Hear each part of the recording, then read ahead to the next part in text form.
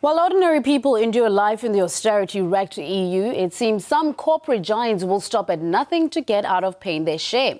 Tax evasion and avoidance cost the debt-stricken bloc $1.3 trillion a year, a figure that's no longer being tolerated, as Sarah Firth reports.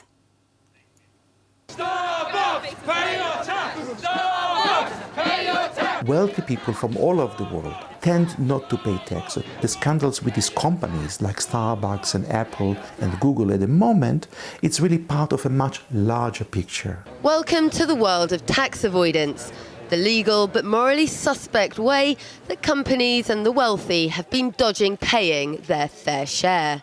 Most people argue that these companies do not evade taxation, which is a criminal offense, but avoid taxation. Basically use existing facilities and legal loopholes in the different regulation and taxation between different countries to their advantage. Companies like Amazon.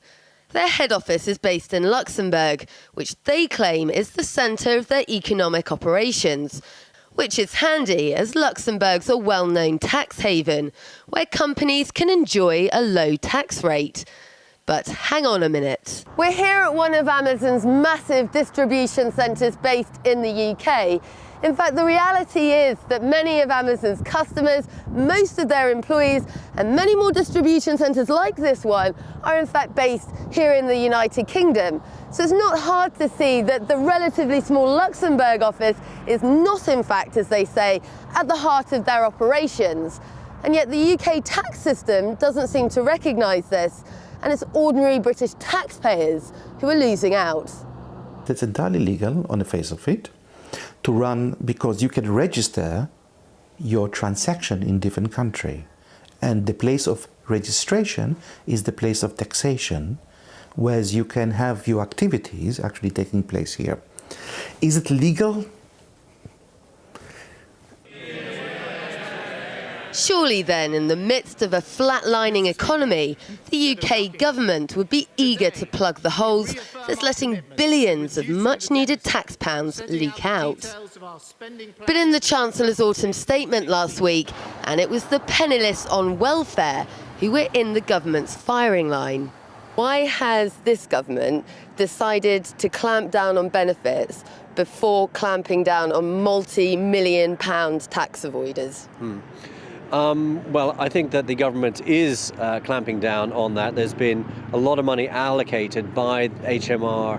But they're clamping down now that people know that they're... I think HMRC are doing that. But they're doing it now that people know that they've been avoiding paying that amount of tax.